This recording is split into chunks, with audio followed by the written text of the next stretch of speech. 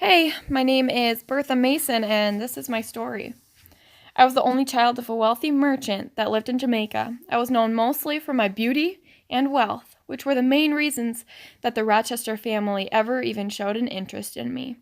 Apparently, Rochester's father convinced him to marry me for my money, but that was before he even got to know me. He didn't care enough to know me or my family until after we were married, and by that time it was too late for him to realize some of my, let's just say, quirks.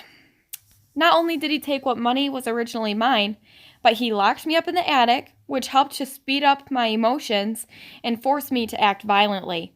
It's not even just the fact that I was stuck upstairs and him downstairs, but he flaunted ladies up and down these halls. What am I, as his wife, supposed to think? I've made many mistakes when acting on my emotions, some of which I even regret.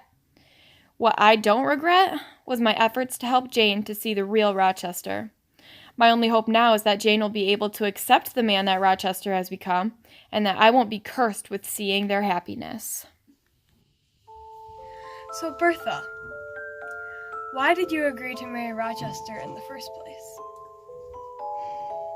I knew a little bit of backstory about him, and I knew that he needed my help financially.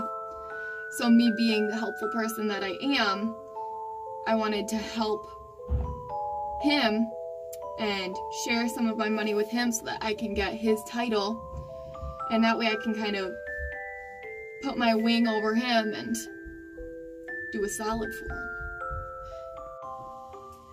Yet as little could he endure that a son of his should be a poor man. I must be provided for by a healthy marriage. The first step in recovery is accepting the fact that there is something wrong.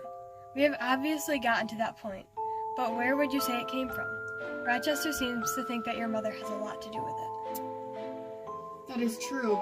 He never got to know me before we got married. He never got to know me. He never got to know my family. If he would have gotten to know us, he would have seen this coming. She was only mad and shut up in a lunatic asylum. So, how do you feel about Rochester bringing other ladies to the house? What are your thoughts on Jane? I feel that the vows that Rochester and I made are vows that are supposed to last a lifetime, and he didn't do that. He took other ladies to the house and flaunted them up and down the hallways right in front of me. So me as his wife, locked in the attic, what am I supposed to think of my husband? And went to one inferior to you, to one with whom you had no sympathy, whom I do not believe you truly love. Obviously, it isn't Jane's fault for how Rochester acts. So what did you do to try and warn Jane? Something I kind of crossed the line, but I did what I saw was necessary to try to get Jane out of that situation and to warn her. I did start Rochester's bed and curtains on fire. I did. And I ripped Jane's veil in order to support her. I knew that she didn't like getting dolled up just from the things that I've heard of them talking. And I just wanted to help Jane if she needed to get out of that situation, because I know how Rochester is. Sir, it removed my veil from its gaunt head, rent it in two parts, and flinging both on the floor, trampled on them.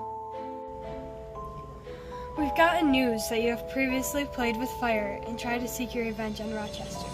Why did you choose such violent means? I don't know what you're talking about. Like I said, it's to help everyone out. We have recently gotten news of Bertha starting the Rochester mansion, and there are sightings of her on the roof.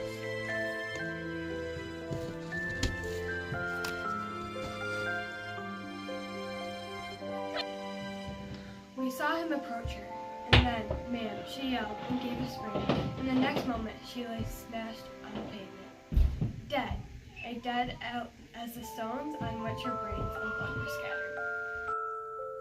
Bertha, in the end, does everything for Jane's good. She was not a bad woman. She was only a woman trying to help another one. This is why she does what she does. including trying to burn Mr. Rochester in his bed and tearing her veil in half and stomping on it. And this is why she kills herself in the end, because she wants to help Jane out even more once she realizes that Jane doesn't really know what Rochester is like, and that she thinks that Rochester is her only true love.